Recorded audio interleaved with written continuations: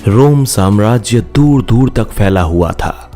इसके विशाल राज्य क्षेत्र में आज का अधिकांश यूरोप और फर्टाइल क्रिसेंट यानी पश्चिमी एशिया तथा उत्तरी अफ्रीका का बहुत बड़ा हिस्सा शामिल था। इस सीरीज में हम ये देखने का प्रयास करेंगे कि इस साम्राज्य का गठन कैसे हुआ, किन किन राजनीतिक ताकतों ने इसके भाग्य को बनाया, संवारा और इस साम्राज्य के लोग किन किन सामाजिक समूहों में विभाजित थे। आप देखेंगे कि यह साम्राज्य अनेक स्थानीय संस्कृतियों तथा भाषाओं के वैभव से संपन्न था। वहां स्त्रियों की कानूनी स्थिति काफी सुदृढ़ थी।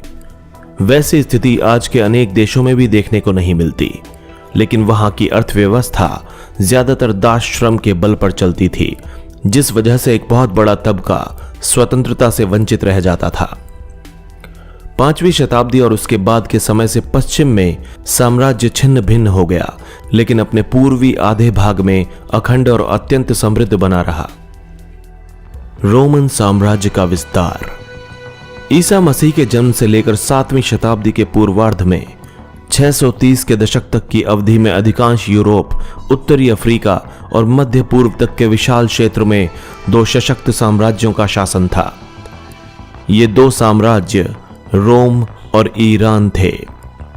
रोम तथा ईरान के लोग आपस में प्रतिद्वंदी थे और अपने इतिहास के अधिकांश काल में वे आपस में लड़ते ही रहे। उनके साम्राज्य एक दूसरे से बिल्कुल पास में थे। उन्हें भूमि की एक संकरी पट्टी जिसके किनारे फरात नदी बहा करती थी, अलग करती थी। यूरोप और अफ्रीका के महाद्वीप एक समुद्र द्वारा एक दूसरे को अलग करते हैं, जो पश्चिम में स्पेन से लेकर पूर्व में सीरिया तक फैला हुआ है। इस समुद्र को भूमध्य सागर कहा गया है और यह उन दिनों रोम साम्राज्य का दिल था। रोम का भूमध्य सागर और उत्तर तथा दक्षिण की दोनों दिशाओं में सागर के आसपास स्थित सभी प्रदेशों पर कब्जा था। उत्तर में साम्राज्य की सीमा का निर्धारण 2 महान नदियों राइन और डैन्यूब से होता था और दक्षिणी सीमा विशाल सहारा रेगिस्तान से बनती थी। इस प्रकार इस अत्यंत विशाल क्षेत्र में रोम साम्राज्य फैला हुआ था। दूसरी ओर कैस्पियन सागर के दक्षिण से पूर्वी अरब तक का समूचा इलाका और कभी कभी अफगानिस्तान के कुछ हिस्से भी ईरान के नियंत्रण में थे। इन 2 महान शक्तियों ने दुनिया के उस अधिकांश भाग को आपस में बांट रखा था जिसे चीन के लोग ताचिन कहा करते थे। साम्राज्य का आरंभिक काल रोमन साम्राज्य को मोटे तौर पर 2 चरणों में बांटा जा सकता है, जिन्हें पूर्ववर्ती और परवर्ती चरण कह सकते हैं। इन दोनों चरणों के बीच 3री शताब्दी का समय आता है, जो उन्हें 2 ऐतिहासिक भागों में विभाजित करता है। दूसरे शब्दों में कहें तो 3री शताब्दी के मुख्य भाग तक की संपूर्ण अवधि को पूर्ववर्ती साम्राज्य और उसके बाद की अवधि को परवर्ती साम्राज्य कहा जा सकता है। 2 महाशक्तियों तथा उनसे संबंधित साम्राज्यों में एक बड़ा अंतर यह था कि रोमन साम्राज्य सांस्कृतिक दृष्टि से ईरान की तुलना में कहीं अधिक विविधतापूर्ण था। इस अवधि के दौरान पार्थियाई तथा बाद में ससानी राजवंशों ने ईरान पर शासन किया। इन राजवंशों का शासन ज्यादातर ईरानियों पर ही रहा। इसके विपरीत रोमन साम्राज्य ऐसे क्षेत्रों तथा संस्कृतियों का एक मिला जुला रूप था जो मुख्यतः सरकार की एक साझी प्रणाली तथा एक दूसरे के साथ जुड़े हुए थे। रोमन साम्राज्य में अनेक भाषाएं बोली जाती थीं, लेकिन प्रशासन के प्रयोजन के लिए लैटिन तथा यूनानी भाषाओं का ही प्रयोग होता था। पूर्वी भाग के उच्चतर वर्ग यूनानी भाषा और पश्चिमी भाग के लोग लैटिन भाषा बोलते और लिखते थे। इन दोनों भाषाओं के बीच की सीमा रेखा भूमध्य सागर को चीरती हुई उस पार अफ्रीकी प्रांत त्रिपोलितानिया और सायरे नायका के बीच से जाती थी। जो लोग साम्राज्य में रहते थे वे सभी एकमात्र शासक यानी सम्राट की ही प्रजा थे, चाहे वे कहीं भी रहते हों और कोई भी भाषा बोलते हों।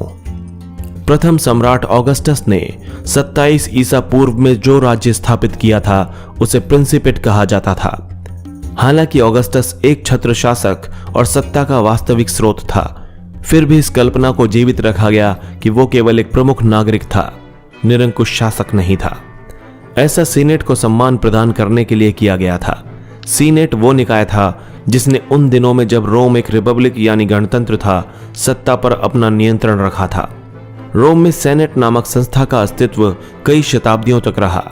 वो एक ऐसी संस्था थी जिसमें कुलीन व अभिजात वर्गों यानी मुख्य रूप से रोम के धनी परिवारों का प्रतिनिधित्व था, लेकिन आगे चलकर इसमें इटालियन मूल के जमींदारों को भी शामिल कर लिया गया। रोम के इतिहास की अधिकांश पुस्तकें जो आज यूनानी तथा लैटिन में ज्यादातर लिखी मिलती हैं, इन्हीं लोगों द्वारा लिखी गई थी। इन पुस्तकों से ये बात स्पष्ट हो जाती है कि सम्राटों की परख इस बात से भी की जाती थी कि वे सेनेट के प्रति किस तरह का व्यवहार रखते थे। सबसे बुरे सम्राट वे माने जाते थे जो सेनेट के सदस्यों के प्रति शत्रुतापूर्ण व्यवहार करते थे और उनको शक की निगाह से देखते थे या फिर उनके साथ क्रूरता व हिंसा करते थे। कई सेनेटर गणतंत्र युग में लौटने के लिए तरसते थे, लेकिन अधिकतर सेनेटरों को यह एहसास जरूर हो गया था कि यह असंभव था। सम्राट और सेनेट के बाद रोमन साम्राज्य की एक अन्य प्रमुख संस्था थी सेना। रोम की सेना एक व्यावसायिक सेना थी जिसमें प्रत्येक सैनिक को वेतन दिया जाता था और उसे कम से कम 25 वर्ष तक सेवा करनी पड़ती थी। एक वेतन लेने वाली सेना का होना निसंदेह रोमन साम्राज्य की अपनी एक खास विशेषता थी। सेना साम्राज्य में सबसे बड़ा इंडिविजुअल संगठन था जिसमें चौथी शताब्दी तक लगभग 6 लाख सैनिक थे और उसके पास निश्चित रूप से सम्राटों का भाग्य निर्धारित करने की शक्ति थी। सैनिक बेहतर वेतन और सेवा शर्तों के लिए लगातार आंदोलन करते रहते थे। यदि सैनिक अपने सेनापतियों और यहां तक कि सम्राट द्वारा निराश महसूस करते थे तो यह आंदोलन सैनिक विद्रोहों का रूप ले लेते थे। संक्षेप में कहें तो सम्राट, अभिजात वर्ग और सेना साम्राज्य के राजनीतिक